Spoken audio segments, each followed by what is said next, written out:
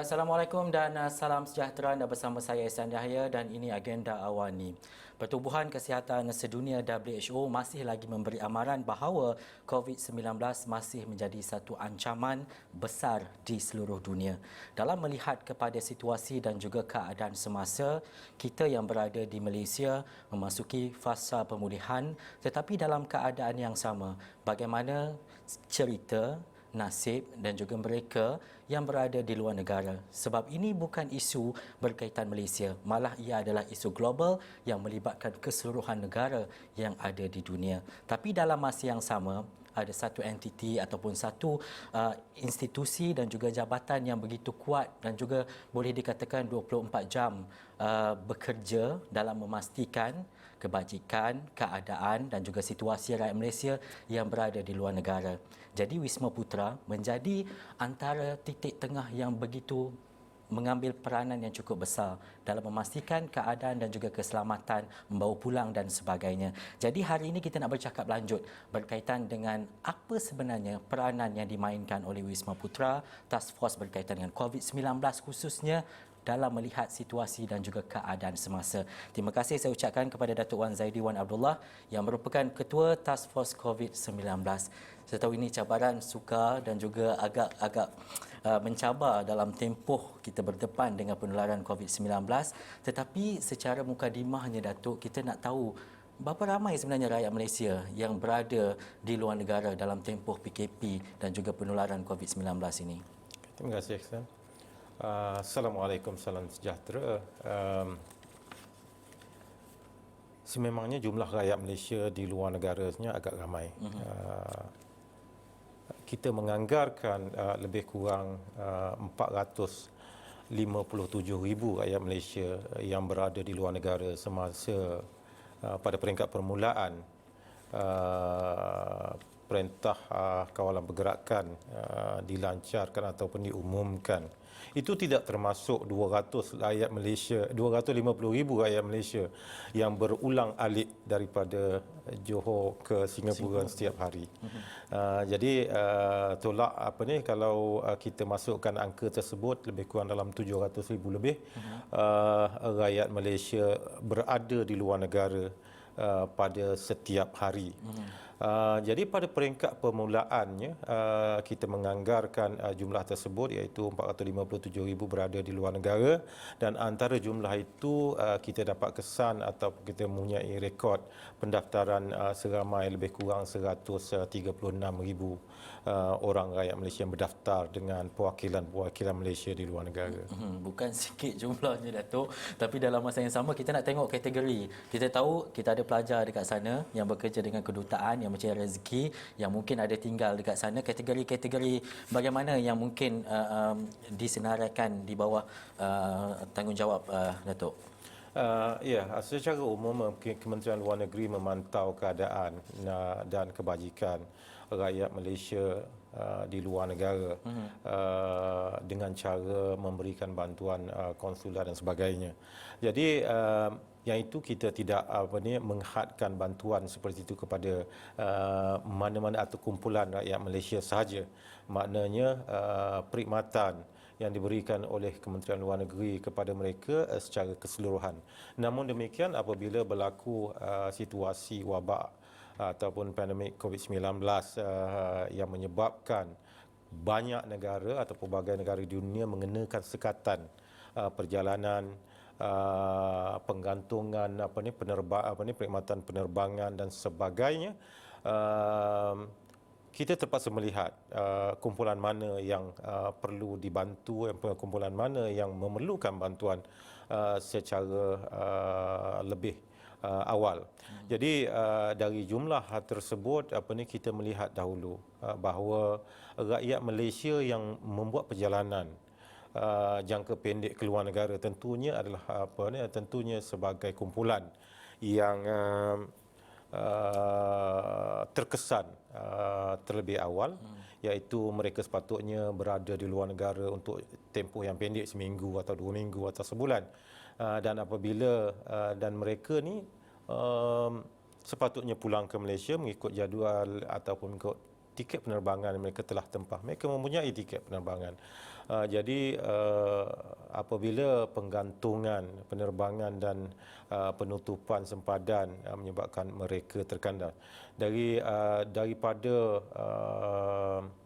statistik ataupun pemantauan yang dilakukan oleh Kementerian Luar Negeri bersama dengan perwakilan-perwakilan kita di luar negara, lebih kurang antara 8 ke 12 ribu rakyat Malaysia yang secara sementara berada di luar negara, iaitu atas tujuan melancong, atas tujuan melawat saudara mara ataupun atas tujuan perniagaan, menghadiri mesyuarat perniagaan, seminar dan sebagainya lah, atau menjalankan khidmat profesional secara sementara, iaitu mungkin seorang itu pegawai ataupun juru teknik yang melakukan pemasangan atau instalasi sistem ICT sebuah negara sebagai contoh. Jadi mereka itu tidak bercadang untuk tinggal lama di negara-negara tersebut.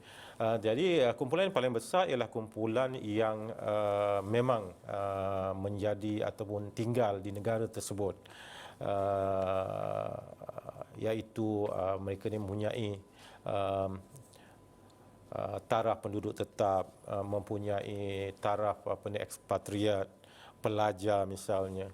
Jadi dari segi jumlahnya sebahagian besar merupakan penduduk tetap, dan yang keduanya ekspatriat.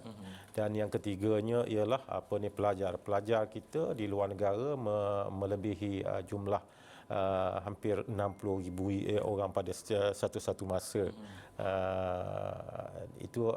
Jadi pelajar pun kita melihat keadaan mereka sebagai kumpulan yang sepatutnya berada di tempat atau di negara yang mereka tinggal sekarang untuk belajar. Jadi kita tak masukkan dalam pengiraan apakah rakyat Malaysia yang terkandas pada ketika itu. Jadi dalam 8 ke 12 ribu ini kita cuba menyelesaikan dengan cara Kementerian Luar Negeri menubuhkan pasukan bertindak atau pasukan bertugas task force COVID-19 Kementerian Luar Negeri ini. Jadi untuk membangunkan, yang pertama strategi bagaimana nak membantu mereka. Yang kedua, apabila kita dah wujudkan strategi itu adalah adakah ianya boleh dilaksanakan, bagaimana perlu dilaksanakan, memandangkan tiada penerbangan, tiada pilihan untuk mereka pulang ke Malaysia pada keadaan yang pada jarak yang jauh amat sukar. Yeah. Jadi beberapa strategi kita bangunkan untuk membantulah. Jadi pasukan petugas COVID-19 Kementerian Luar Negeri kita menyusun beberapa. Yang pertama, kita melihat yang mana atau tempat mana, negara mana yang menghadapi masalah kritikal, yang mengakibatkan bukan paling ramai rakyat Malaysia terjejas, tapi paling kritikal. Makna bila kalau kita biarkan mereka itu, mungkin mereka itu akan tidur di tepi jalan, atau mereka terpaksa sukar untuk mendapatkan bekalan makan minum dan sebagainya. Jadi semua perwakilan kita diarahkan untuk mendaftarkan mereka. Kita menyebarkan supaya rakyat Malaysia yang terkesan ini berhubung dengan secepat mungkin dengan perwakilan kita, supaya kita dapat susun atau aturkan strategi bagaimana untuk membantu mereka pulang ke Malaysia. Ya, ini melihat juga kepada hierarki keadaan dan juga situasi yang mana lebih berisiko dan juga yang teruk terkesan itu harus diutamakan, termasuk mereka yang terkandas yang disebutkan oleh Datuk tadi. Tapi dalam situasi ini, Datuk, macam mana kita nak memahamkan orang ramai, masyarakat khususnya, ini peranan yang dimainkan bukan sewenang-wenangnya untuk kita membawa pulang mereka yang ada di sana. Mungkin call saja Wisma Putra, anak saya nak balik ataupun terpaksa bawa kembali dan sebagainya, dan berkaitan dengan tanggungan, kos dan sebagainya, Datuk. Ya, betul. Itu antara cabaran ataupun masalah yang dihadapi oleh Kementerian Luar Negeri apabila berhadapan keadaan-keadaan seperti ini. Ramai rakyat Malaysia merasakan bahawa apabila mereka terkandas, mereka akan dibantu oleh Kementerian Luar Negeri dengan cara menanggung kos-kos penerbangan mereka pulang ke Malaysia. Bukan cara macam itu sebenarnya kita membantu. Yang pertama, kita melihat bahawa satu bantuan itu ataupun cara untuk membawa mereka pulang. Kita melihat keadaan mereka. Adakah mereka itu boleh menanggung sara hidup mereka untuk satu tempoh yang lebih panjang. Jadi maknanya kalau misalnya dia kata okey, saya tidak saya masih tinggal di hotel, mampu untuk tinggal di hotel untuk tempoh 30 hari lagi, jadi kita anggapkan mereka sebagai golongan yang tidak kritikal. Namun demikian kita melihat satu kumpulan yang kita mesti bantu. Sebagai contoh, mereka ini apabila PKP ataupun Perintah Kawalan Pergerakan diumumkan ataupun sekatan sempadan diumumkan oleh sesebuah negara, mereka ini berada dalam keadaan yang sangat janggal, iaitu mereka berada di antara sempadan di antara dua buah negara, yang mana kalau kita tidak bantu, maksudnya mereka ni boleh, orang kata, mati kelaparan contohnya, kerana di sempadan dua negara memang tempat yang tak ada orang tinggal. Jadi kita melihat dari sudut itu. Jadi kumpulan ini kita klasifikasikan sebagai kritikal. Bila mereka ini kritikal, kita kena bantu dengan apa cara sekalipun. Kita mesti memberikan bantuan secepat mungkin. Manakala kumpulan yang masih mampu ataupun kita rasa boleh menanggung sara hidup mereka untuk beberapa ketika, bukan kita kemudian kan, cuma kita cari jalan lain untuk membawa mereka pulang akhirnya. Jadi maknanya mereka akan mengambil masa. Jadi strateginya ialah yang pertama, memang mudah bagi kerajaan kalau kita bersetuju untuk menghantar sesebuah penerbangan ke negara tersebut dan mengambil rakyat Malaysia itu pulang. Itu cara yang paling efektif dan paling berkesan, tapi ia memerlukan kos yang tinggi. Untuk jumlah 8,000 ke 12,000 rakyat Malaysia yang kita takrifkan terkandas itu, kita memerlukan mungkin memerlukan lebih 50 juta ke 100 juta untuk menampung perbelanjaan. Kalau kita kira lebih lagi daripada itu,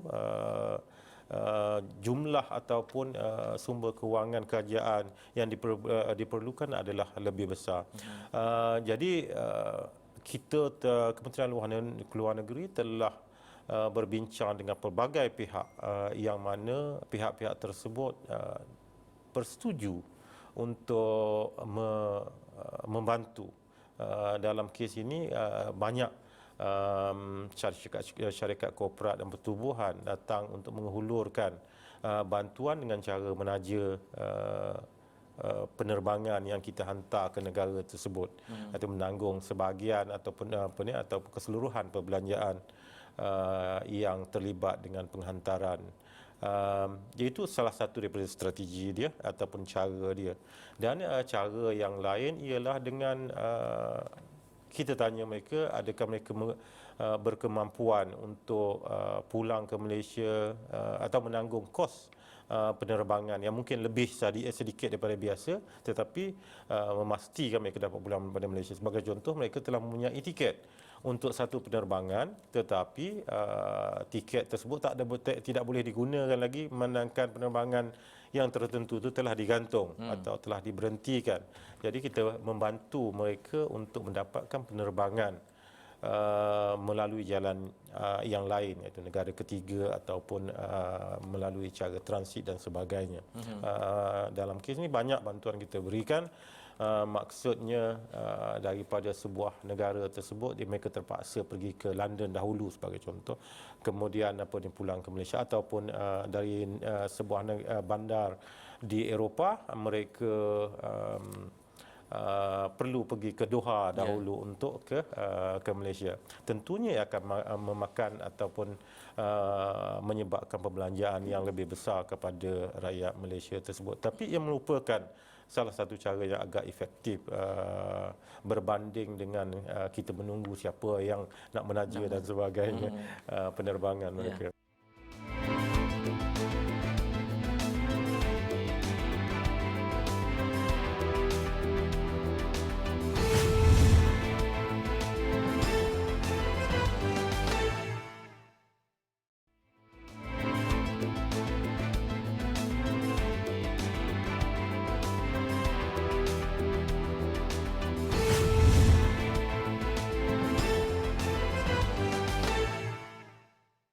Ini langkah yang dibuat oleh Wisma Ultra dan juga Kementerian Luar Negeri untuk kita memahami bahawa ini kita kena ada satu keadaan yang mana bila Kementerian Luar Negeri dan juga Wisma Putra ini berada di tengah-tengah, circle-nya ataupun strateginya banyak, dimensi dia kena pastikan dengan satu lagi ni okey, dengan penerbangan okey, dengan negara itu pun okey, dan juga keadaannya seperti itu, dan ia bukan sesuatu yang mudah untuk Datuk dan juga tim.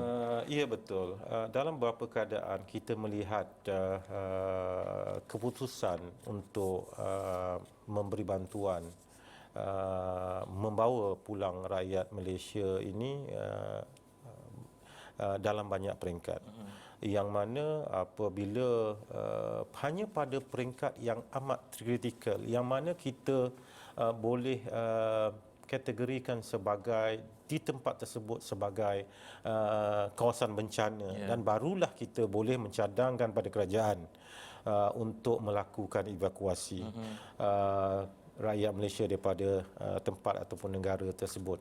Selagi mana kita berpandangan ataupun kerajaan berpandangan bahawa ia bukan satu bencana yang perlu untuk kerajaan membuat evakuasi, maka benda itu tidak berlaku. Dan pendekatan yang diambil oleh Kementerian Luar Negeri ialah secara proaktifnya apabila sesuatu negara tersebut mempunyai permintaan ramai untuk pulang disebabkan mereka terkesan, kita melihat kita berbincang dengan syarikat penerbangan, meskipun kerajaan tidak membayar, mereka rakyat Malaysia ada keupayaan untuk membayar kos yang dikongsikan.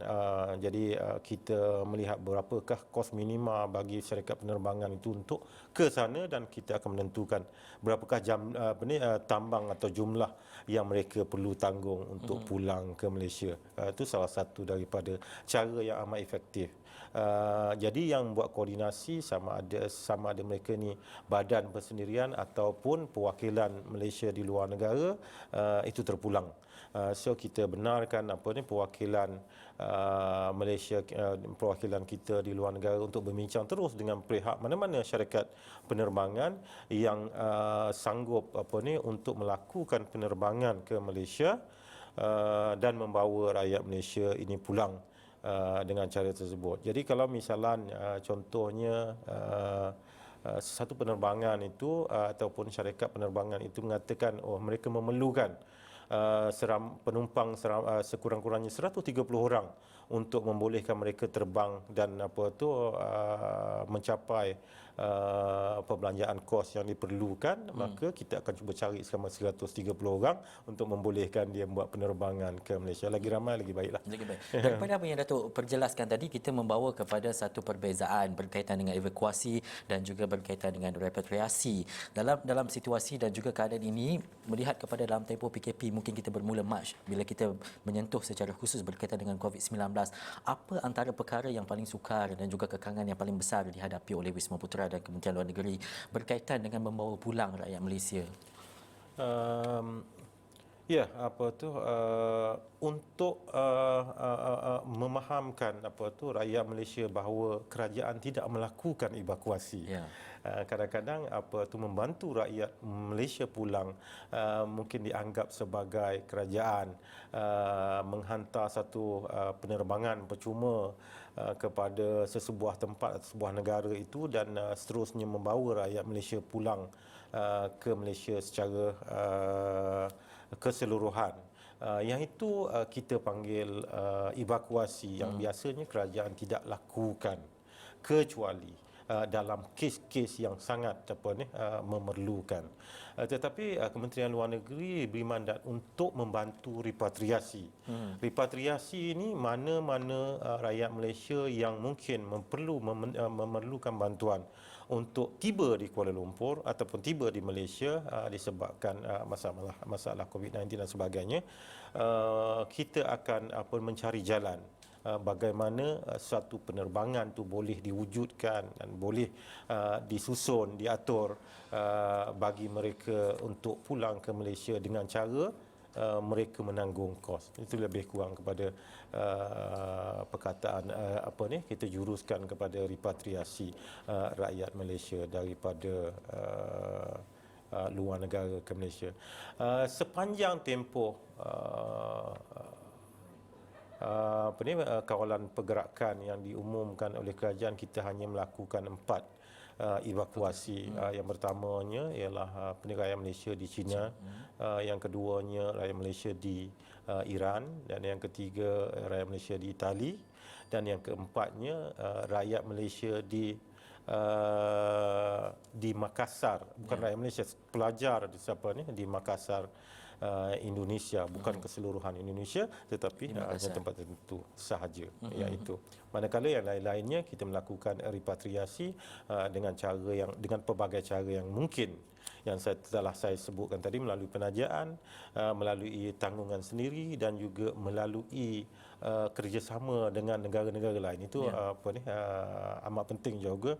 Maksudnya negara-negara lain melakukan repatriasi rakyat mereka, jadi mereka menghantar penerbangan ke Malaysia untuk mengambil rakyat mereka daripada Malaysia. Sebelum mereka datang ke Malaysia, mereka membawa rakyat Malaysia ataupun menumpangkan rakyat Malaysia melalui penerbangan tersebut. Itu banyak juga kita lakukan, dan setengah-setengah kerajaan yang mempunyai hubungan baik dengan Malaysia seperti Saudi, UAE dan Brunei sebagai contohnya, memberikan bantuan repatriasi itu secara percuma.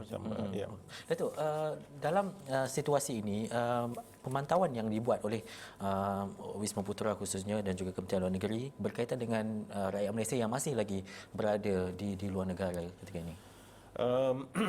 Jadi bagi rakyat Malaysia yang berada di luar negara, tadi saya sebutkan mungkin 450,000 tu dah tinggal 420,000 dan sebagainya. Sememangnya rakyat Malaysia sentiasa dalam keadaan normal, mereka sentiasa keluar masuk negara ini dalam jumlah yang besar, sama ada atas tujuan bercuti di Malaysia ataupun melawat keluarga, cuti persekolahan dan sebagainya. Mereka itu sentiasa keluar masuk. Namun demikian, kita menjangkakan bahawa fenomena ataupun situasi COVID-19 di dunia ni belum lagi membenarkan untuk rakyat Malaysia pulang ataupun keluar daripada negara ini dengan bebas. Namun demikian, oleh kerana perancangan atas sebab-sebab tertentu, mereka perlu pulang ke Malaysia. Kita memantau dan melihat bahawa perkara tersebut tetap akan berlaku. Bahkan bancian kita telah lakukan sebelum ini, antara sekarang sehingga hujung tahun, seramai lebih daripada 25,000 rakyat Malaysia bercadang untuk pulang ke Malaysia, bukan atas sebab COVID-19 semata-mata, tapi kerana mereka telah merancang untuk melakukan perjalanan ke Malaysia. Cuma apabila penggantungan penerbangan dan pemberhentian, penutupan sempadan lebih menyukarkan. Jadi saya nasihatkan supaya rakyat Malaysia yang berada di luar negara seboleh-bolehnya, kalau mereka boleh tangguhkan perjalanan mereka untuk pulang ke Malaysia, silakan lebih baik mereka tangguhkan perjalanan mereka sekiranya tidak terlalu memerlukan perjalanan tersebut. Ini bagi mengelakkan mereka menghadapi kesukaran. Yang pertama, kesukaran untuk menjalani tapisan-tapisan atau kesukaran untuk sebelum ini menjadi isu kuarantin dan sebagainya, dan mereka tidak bersedia untuk menghadapi tempoh kuarantin 14 hari dan sebagainya. Jadi itu menyukarkan mereka. Jadi untuk mengelakkan, mereka dinasihatkan untuk terus berada di sana. Dan sekiranya mereka pulang ke Malaysia, sebenarnya sempadan negara masih belum dibuka lagi. Jadi makna rakyat Malaysia yang pulang ke Malaysia untuk tujuan bercuti dan sebagainya, sebenarnya mereka tidak dibenarkan keluar lagi selagi tempoh PKP ini tidak dibatalkan atau tidak ditamatkan. Mereka akan menghadapi masalah untuk kembali ke negara yang mereka tinggal sekiranya mereka pulang ke Malaysia. Yang pertama, mereka tidak dibenarkan keluar. Sekiranya mereka diberi kebenaran keluar dengan kelulusan yang khas yang diperolehi daripada Jabatan Immigration pula, mereka mungkin terpaksa menghadapi halangan proses kuarantin atau syarat-syarat yang ketat yang dikenakan oleh negara yang di mana mereka tinggal itu. Dengan keadaan itu lebih menyukarkan bagi mereka untuk melakukan perjalanan seperti yang dirancangkan oleh mereka. Baik. Jika bukan kita secara peribadi yang terlibat dalam isu dan juga masalah seperti ini, mungkin ada antara rakan, kawan, keluarga dan sebagainya yang mungkin berada di luar negara dan sebagainya. Tapi dalam tempoh ini cuba kita membayangkan jika Datuk dan juga tim Datuk tidak ada sebagai pemudah cara untuk memudahkan segala perjalanan keluar dan masuk rakyat Malaysia yang berada di luar negara. Dan itu tugas yang dibuat oleh Wisma Putra dan juga Kementerian Luar Negeri yang dikatakan 24 jam sentiasa terbuka dan juga melaksanakan tugas dan juga tanggungjawab ini sebaik mungkin, terutamanya dalam tempoh sukar seperti ini dalam kita berdepan dengan penularan COVID-19. Terima kasih sekali lagi saya ucapkan kepada Datuk Wan Zaidi Wan Abdullah, Ketua Task Force COVID-19, atas penerangan yang cukup detail. Kita memahami apa sebenarnya tugas dan tindakan yang dilakukan oleh Wisma Putra. Sekian dulu saya Ihsan Haya untuk agenda awal ni. Assalamualaikum dan jumpa lagi. Terima kasih Datuk. Terima kasih.